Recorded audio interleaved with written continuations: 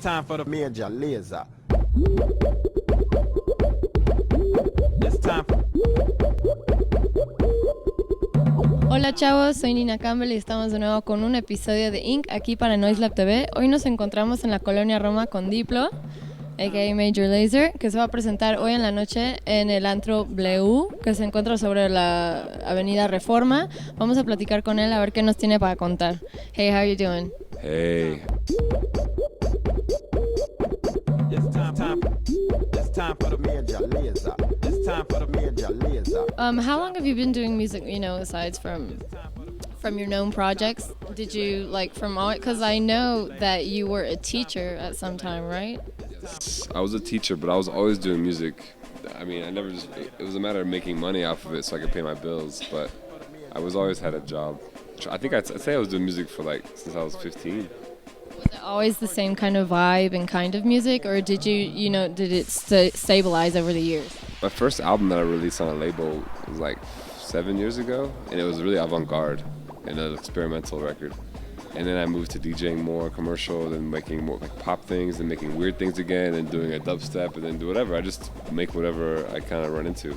It's like Major Lazer, So which is reggae. I mean, when I was school teaching, that's one of the biggest breakthroughs I had with making music was I just messed with what the kids were into, the 9-year-olds to the 14-year-olds, because all the kids that are my peers, they had a certain conviction about music that I thought was ridiculous. They didn't like things for whatever reason. This is too this is too this. Kids just liked whatever.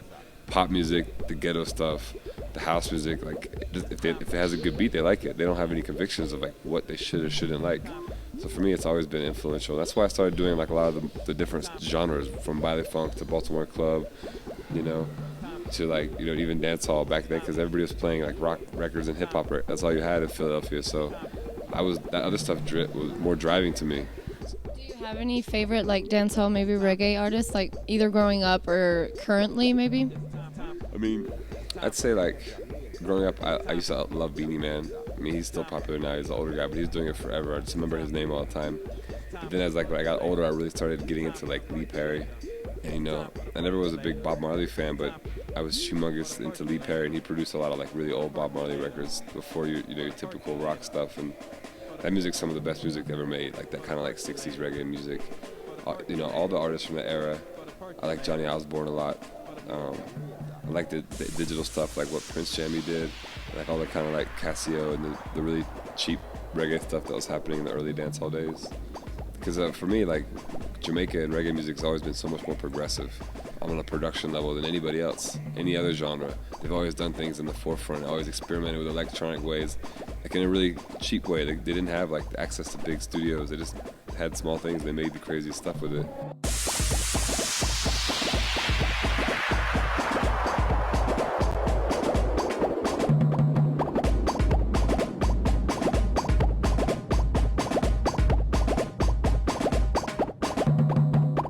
Major Lazer, the cartoon character, were you a fan of comic books and fantasy and that kind of growing up, or where did the idea to make that kind of character come from? I think when we're talking about the 80s in reggae and music, there was always it was crazy because in the early 80s you had this combination of punk rock and hip hop in the New York scene, and you had the same attitude in Jamaica still.